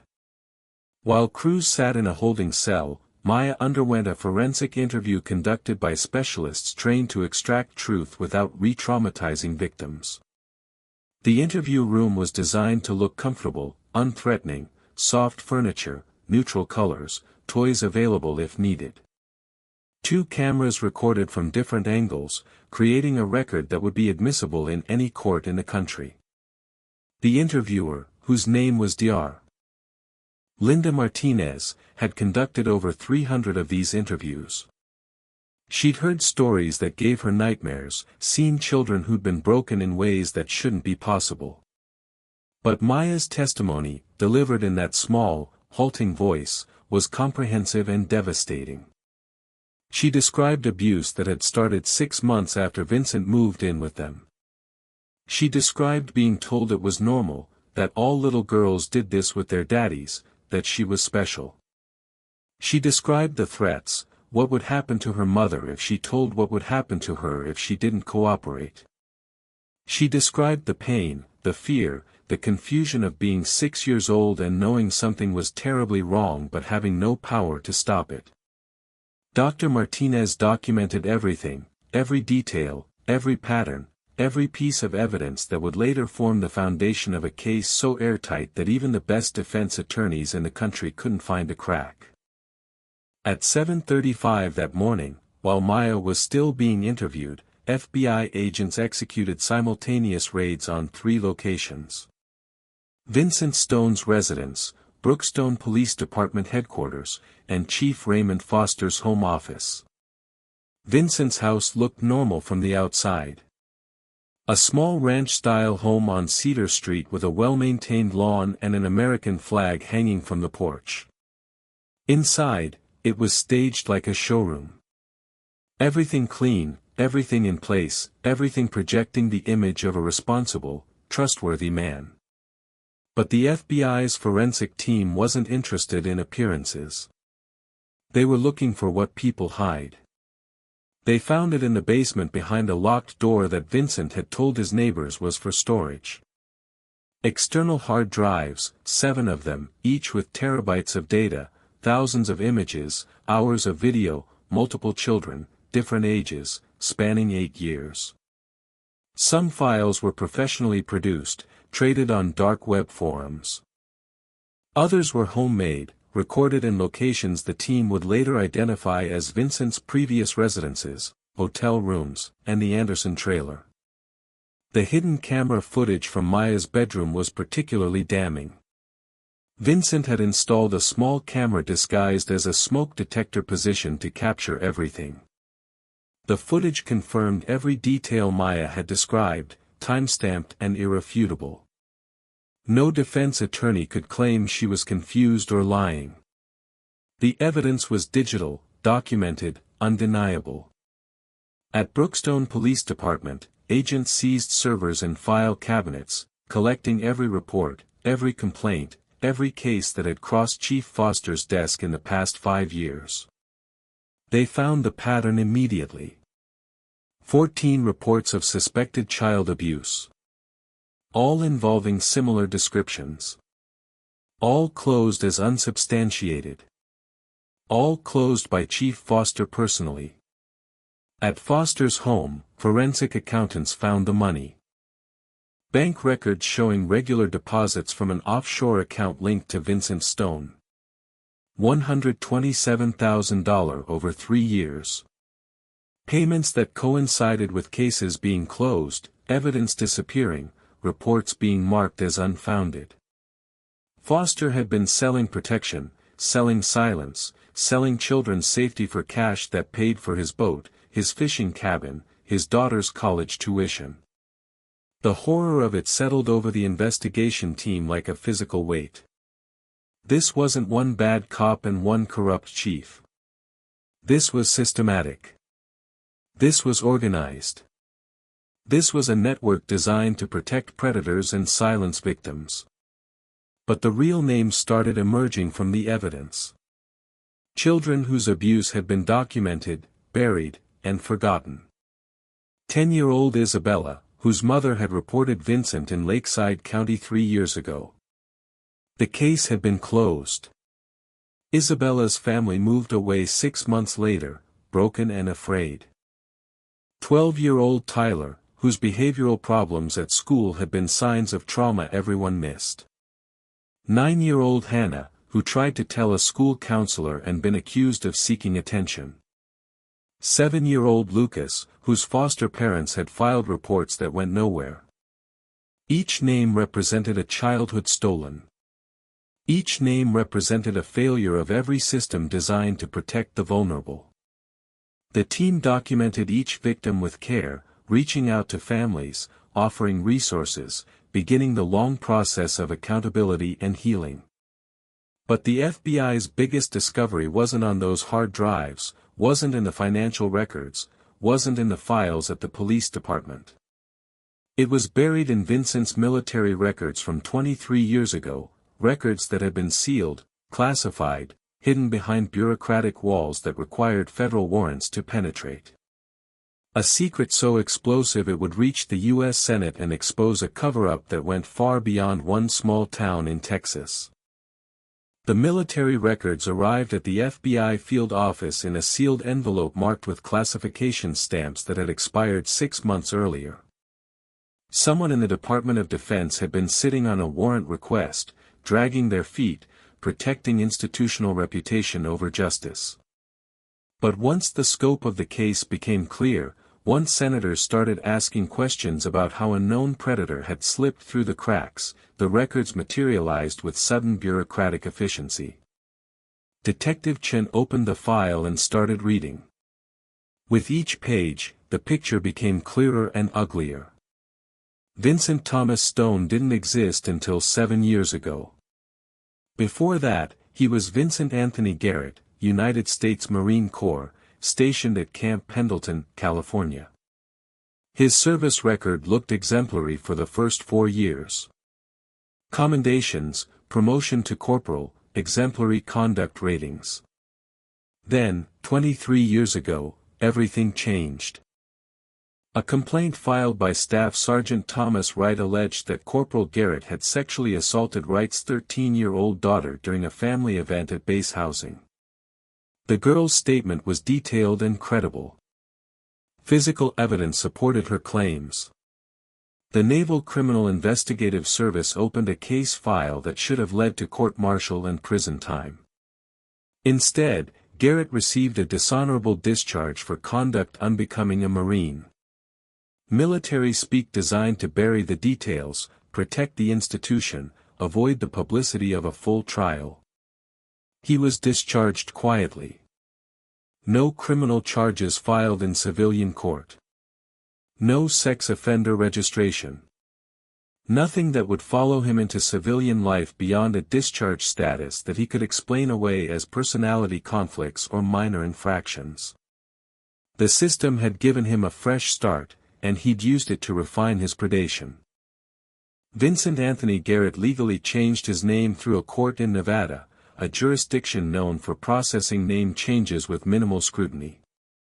He became Vincent Thomas Stone, new name, new background check that showed nothing because databases didn't communicate across state lines the way they should. He applied to law enforcement agencies, leveraging contacts he'd made during his military service. Other veterans who'd gone into police work who vouched for him, who didn't ask too many questions. Lakeside County Sheriff's Department hired him 6 years ago. When the complaints started there, when parents began asking uncomfortable questions, Sheriff Vincent Palmer, himself a former Marine who believed in taking care of his own, helped facilitate a quiet transfer. A letter of recommendation that mentioned none of the allegations. A personnel file that had been selectively edited. Another fresh start in Brookstone, where Chief Raymond Foster accepted the recommendation of a fellow law enforcement officer and asked no follow-up questions. But the deepest revelation was still coming. FBI investigators pulled phone records, financial transactions, family trees, and they found the connection that explained how Vincent had operated with such impunity for so long. Karen Wright, the 911 dispatcher who'd buried Maya's desperate call for help, wasn't just Vincent's friend. She was his half-sister, same father, different mothers. They'd reconnected 8 years ago through a genealogy website, discovered their shared parentage, and maintained a relationship that no one in Brookstone knew about.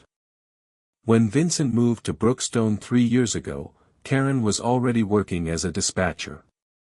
She became his early warning system, his first line of defense.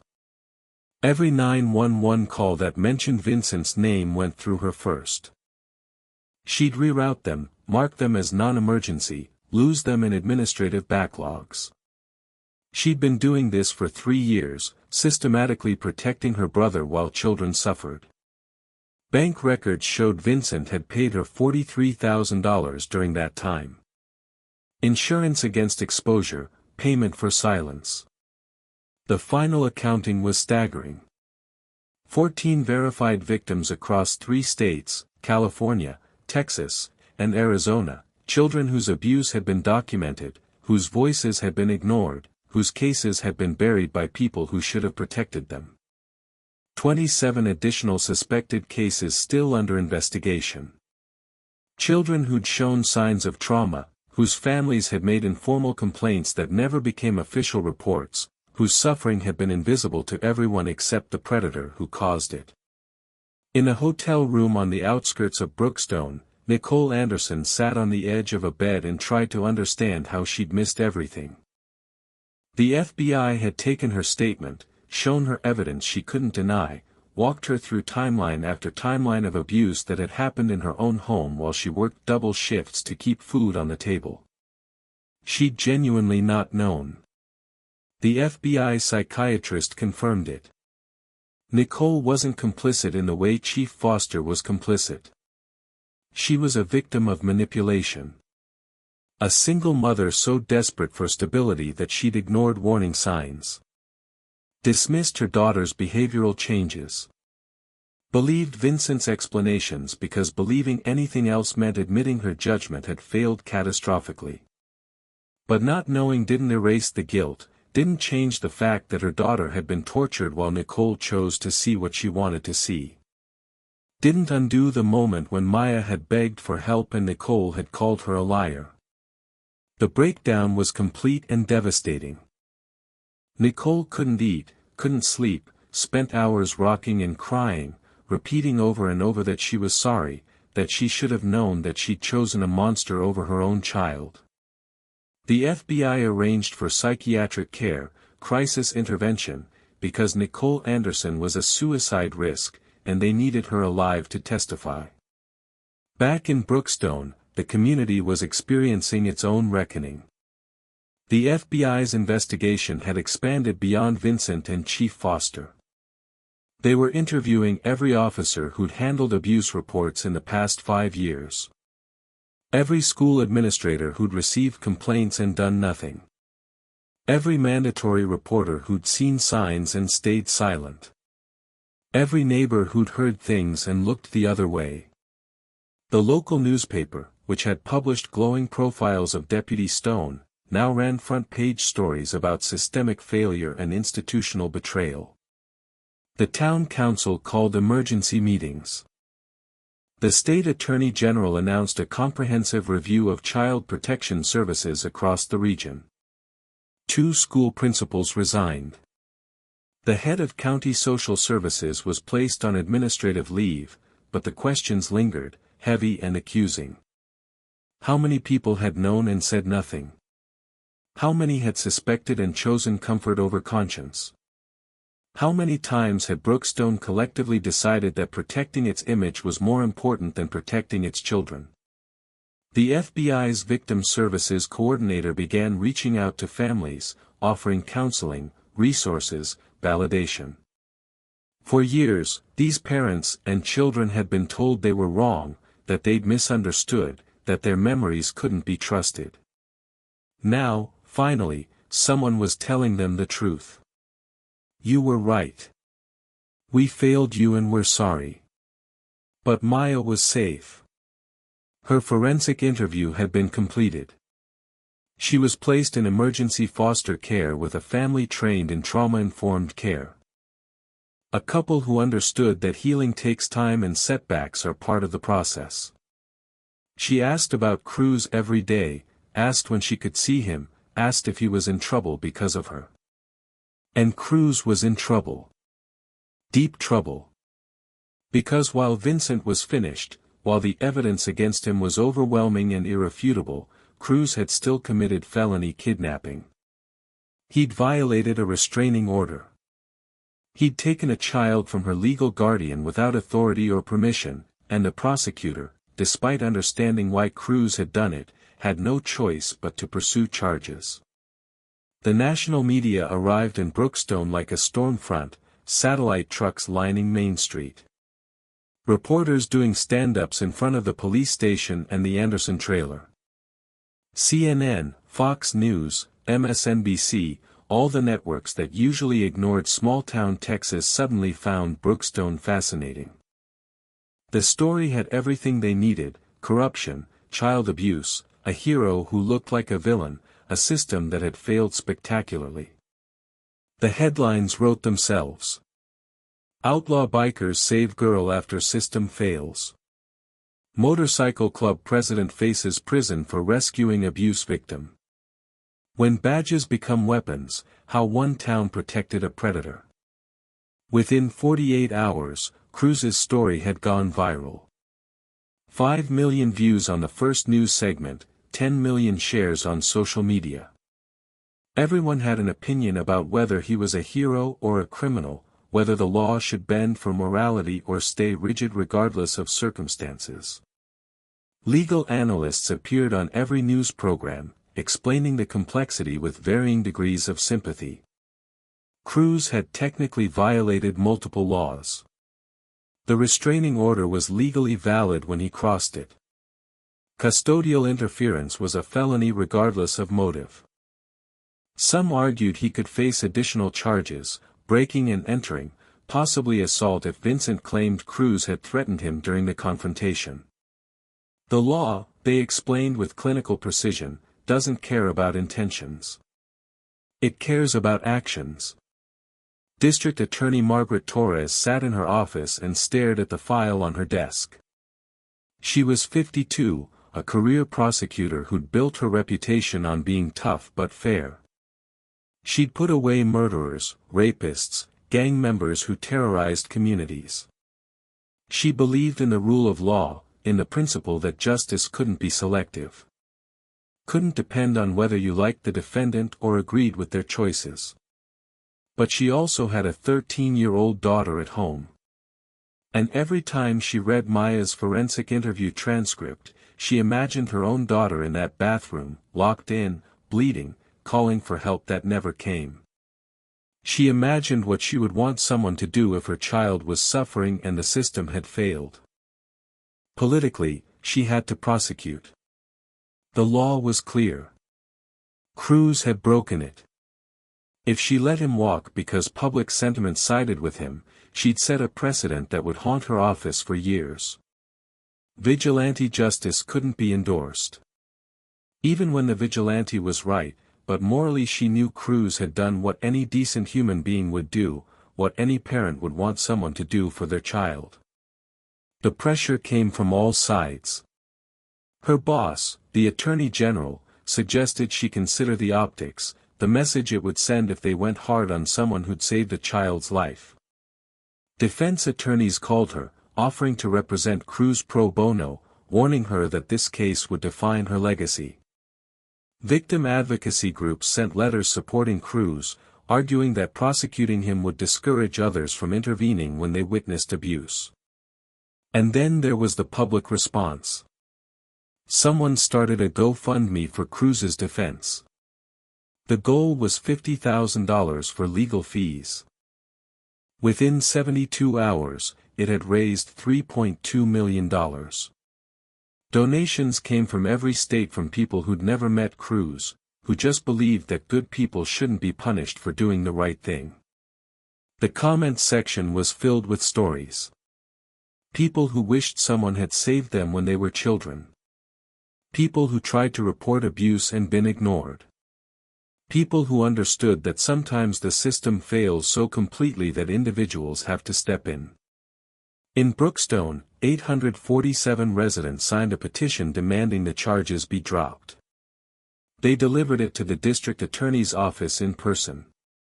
A line of people stretching down the courthouse steps. Some were people who'd initially defended Vincent, who now felt the weight of their mistake and wanted to make it right. Some were parents who couldn't imagine standing by while a child suffered. Some were survivors themselves, finding their voice for the first time. But the legal system doesn't work on feelings. It doesn't work on petitions or GoFundMe campaigns or public opinion polls. It works on law, on precedent, on the principle that everyone, even heroes, must answer for their actions.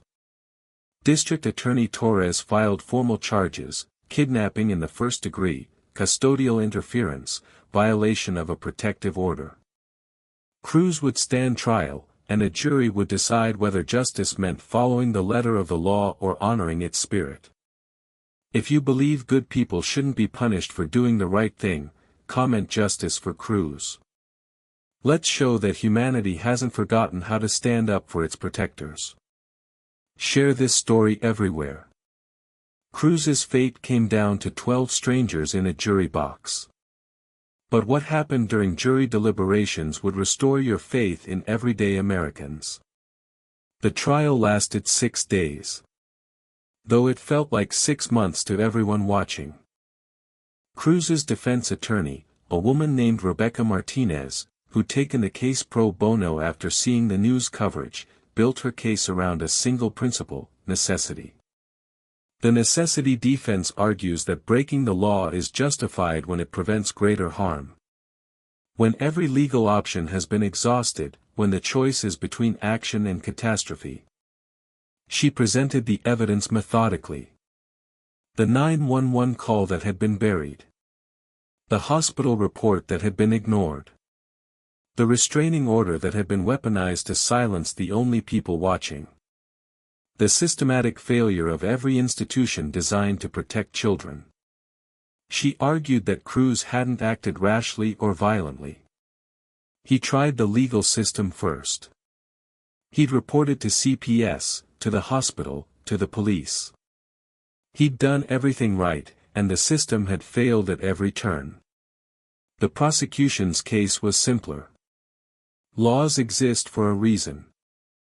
You can't let people take matters into their own hands, no matter how sympathetic their motives. If Cruz walks free, what message does that send? That anyone who disagrees with a court order can violate it if they think they're right. That's not justice. That's chaos.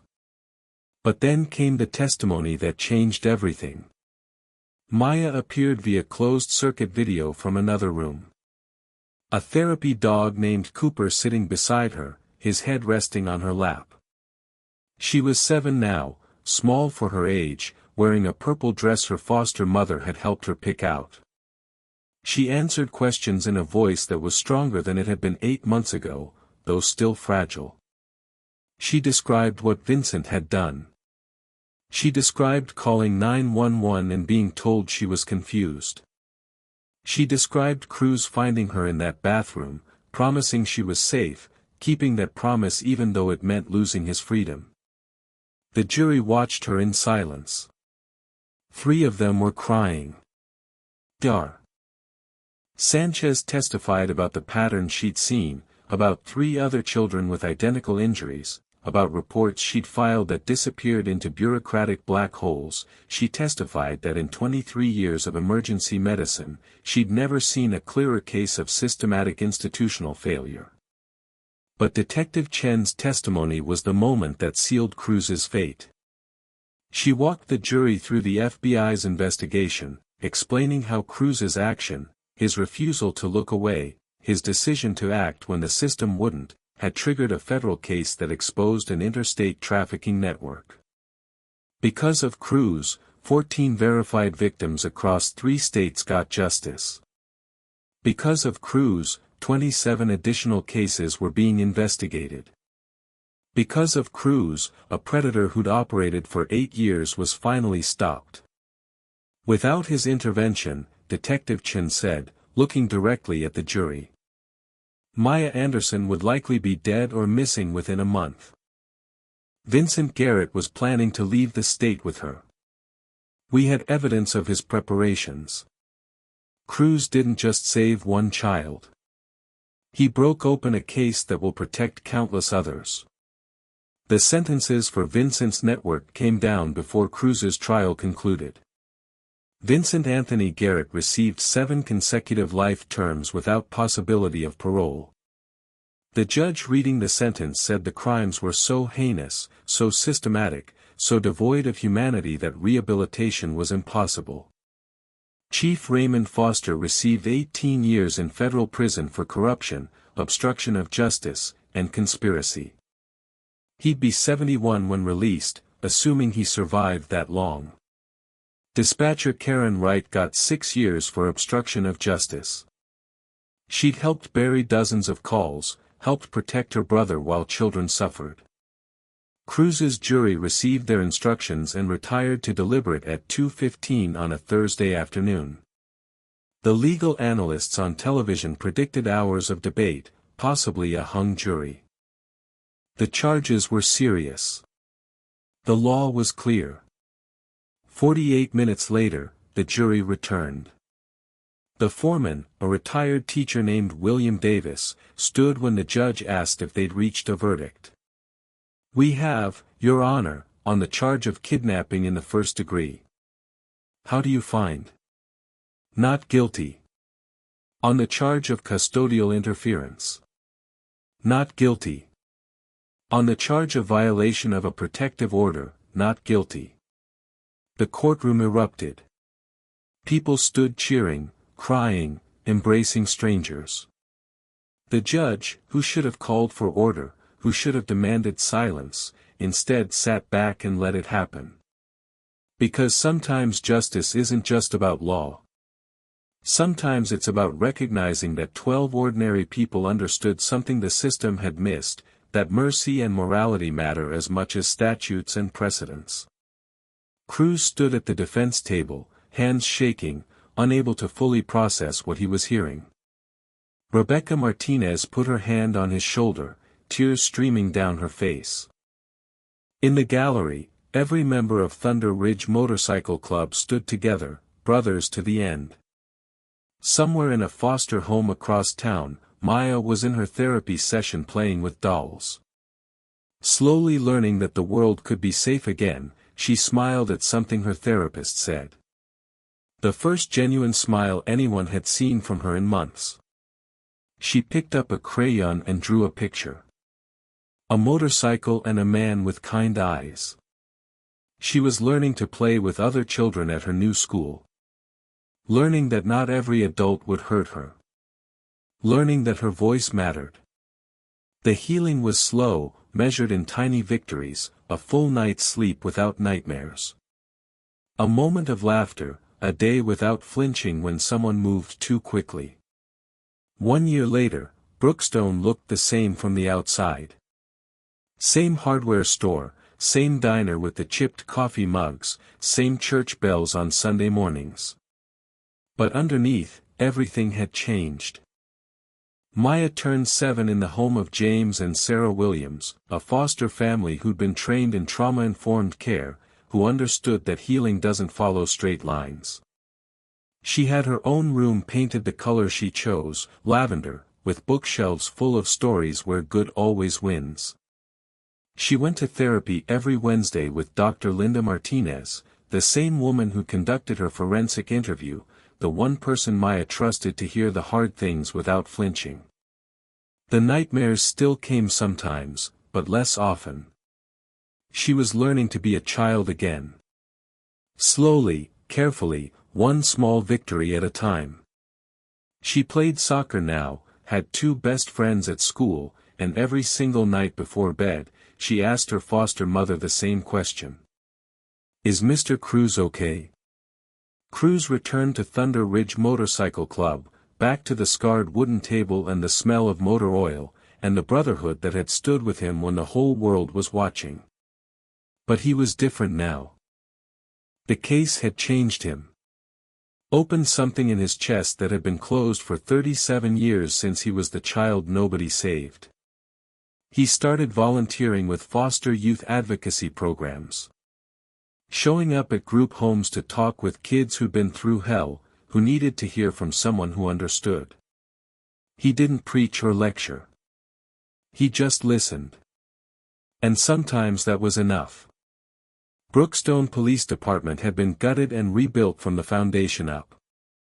New chief, new protocols, mandatory training on abuse reporting that every officer had to complete quarterly. They brought in outside consultants to review every closed case from the past decade, looking for patterns, looking for victims who'd fallen through cracks that had been deliberately widened. The department would never fully recover its reputation, but they were trying. And trying, at least, was better than the willful blindness that had come before. The Texas state legislature passed what they called Maya's Law in a rare unanimous vote.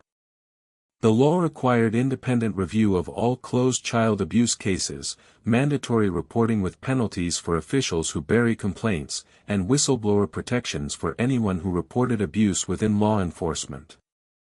It wouldn't fix everything.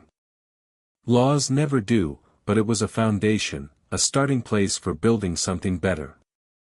Thunder Ridge Motorcycle Club found themselves in the strangest position they'd ever experienced, being welcomed. The elementary school invited them to participate in child safety programs, teaching kids about stranger danger and how to ask for help.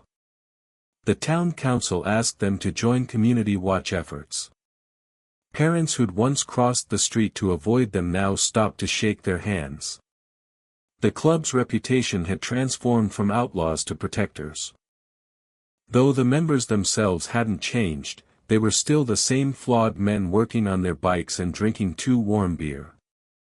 But Brookstone had learned something about assumptions, about how badges don't guarantee goodness and leather jackets don't guarantee evil. Nicole Anderson was still in Brookstone, though barely. She'd completed 18 months of court-mandated therapy, working through trauma and guilt and the question that haunted her every waking moment: how did I not see?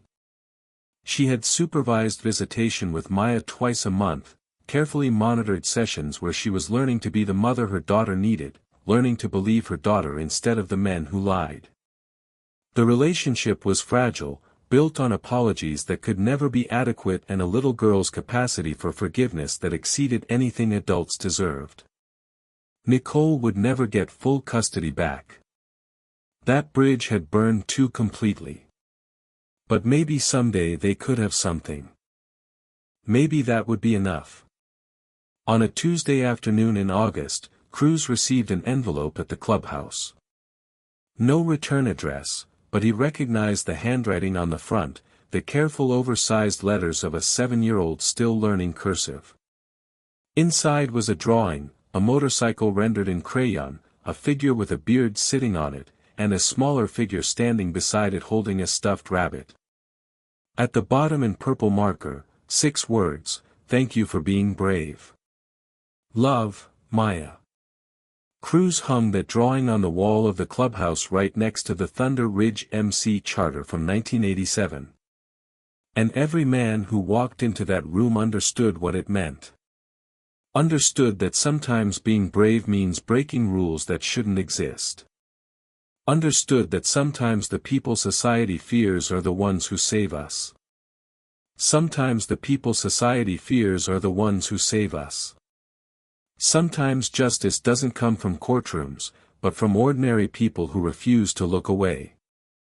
Maya's story shouldn't have needed outlaw bikers to intervene. But until we build systems that protect the vulnerable instead of the powerful, we need people brave enough to break unjust rules. Cruz and Thunder Ridge MC didn't just save one little girl. They proved that humanity still exists in the unlikeliest places and that sometimes the only thing necessary for evil to triumph is for good men to do nothing. These men did something.